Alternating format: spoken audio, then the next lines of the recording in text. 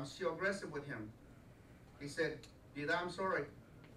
I cannot make it. I'm just coming back from the sheriff department. He said, three boys raped my daughter last night. 13 years old. We used to live on the farm for 20 years. I got laid off. They asked me to leave the farm, and I moved to Coalinga. And my daughter was thinking that she can have she can live the same way that she used to live in the farm, visiting the neighbors and play with the neighbors. And unfortunately, she tried to do the same thing in Coalinga, and she got raped. So that's why I was not able to show up, and I'm sorry that I let you down. My attitude changed. And when I hear that case, I know there was many cases like that. When I get people, or farm workers, or business people coming to me say, I gotta close my business. I'm not doing anything. I already went and sold all my assets. I sold my property. I got all my credit line out, and I'm still cannot make it. When I hear one of the farmers came to me, he said, you know, I'm going to do a case about water. You start these marshes, you start these rallies to Sacramento, and we haven't got anywhere yet. Something is not working, but I'm going to make a story in water. So what are you talking about? He said, if the pumps don't turn on, I'm going to make a story in water. I'm going to jump in a canal, and then I'm going to die in the water because that's what we're screaming for. I said, you cannot do that. And I don't want to hear it, because if you do that, you're making me responsible for your life. You got a family, you got some other families that care for you. You're not in your own, you got your family.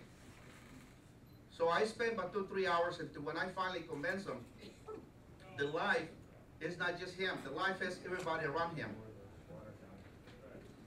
Unfortunately, he just lost the ranch 2 months ago. But we're lucky that he's still alive today. So cases like that, we need to take back, and we need to take the message, and we need to let the people know that our economy is in their hands. Washington needs to understand the people like Nancy Pelosi, like George Miller. When we went to his office, he went and put a rally over there before we got out there with our people. Nancy Pelosi, we went to the state capitol. One of the times, our people even went and tried to block the freeway, the I-5, because they're getting desperate. They want to put the equipment in I-5 and close it and see if we can get hurt. If somebody can hear the message. They're doing, or they want to do some things that we don't want to see happening. We care for our people. We care for our community. The rest of the country, the rest of the world, they're getting ready for our state to go down. That way they can start feeding us. Yeah. They can start bringing us everything they want. You know, coming up here, somebody was handling me this candy. Martha, can you read it? Oh, I don't know. It looks like Chinese to me. So. I'm sorry, I cannot read that. I can hardly read English and Spanish a little bit. I figure maybe somebody can help me with that. You know, this is some of the people, they are waiting for us to go down. And this is one of the challenges that we need to do. These congressmen, they're not waiting for us. We need to let them go. Martha already mentioned the names, and I will again. And those people need to go.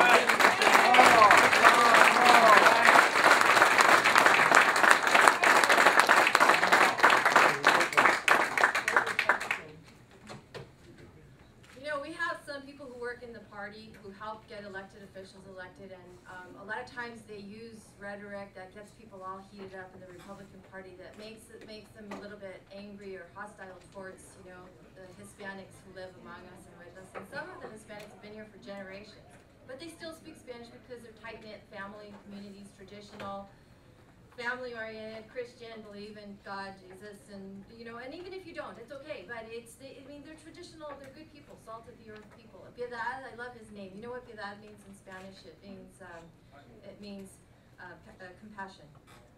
And so that's a great name, Piedad, for you. So fits you so perfectly. And I used to be a Democrat. I'm a Latina. My family immigrated from Mexico and via Texas, El Paso. I was born there, and then grew up in LA. And I can't wait until the Republican Party is full of, you know, Latinos, because I know that this is where we go.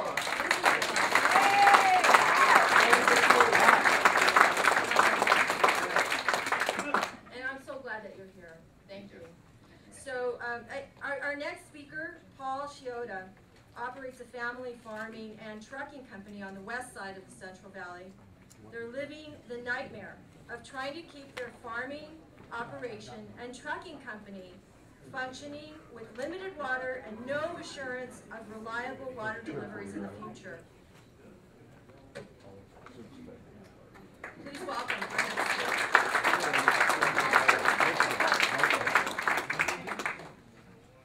Good morning, folks. Russ called me here a couple of weeks ago, and I was wondering when I'm driving up here from the valley this morning, what did I sign up for? So I'm a farmer, I'm not a politician, and I don't get in front of a mic too often. So, but I am here to bring you my story.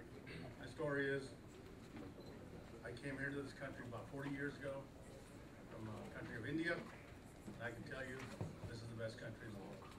Wouldn't have it any other way. When they mention organic in China, organic in India, you guys, you know what that really is. Okay? I've seen it.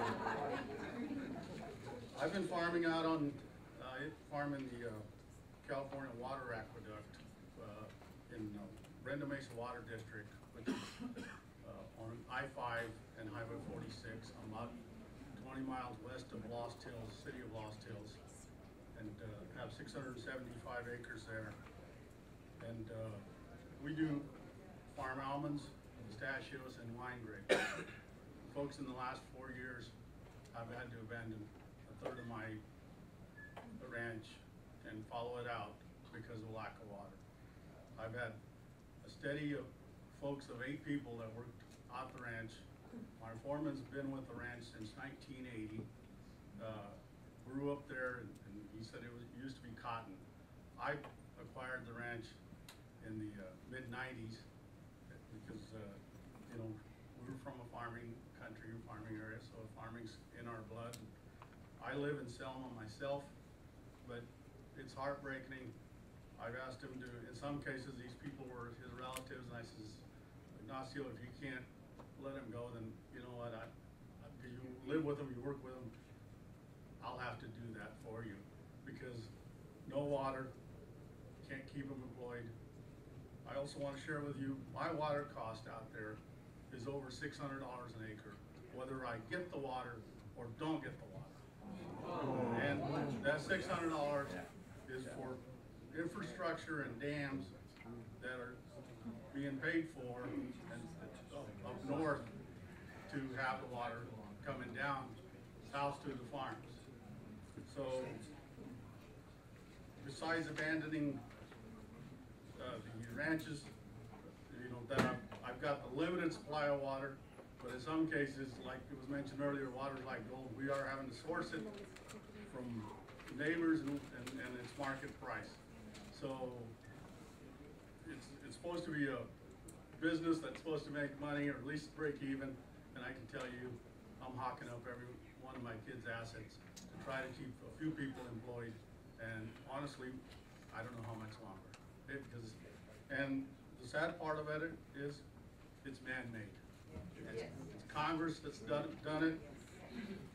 You know, it's been only in the last 4 or 5 years. We've had a little bit of a drought, but not the kind of drought that we're facing at the shovel meets the water level.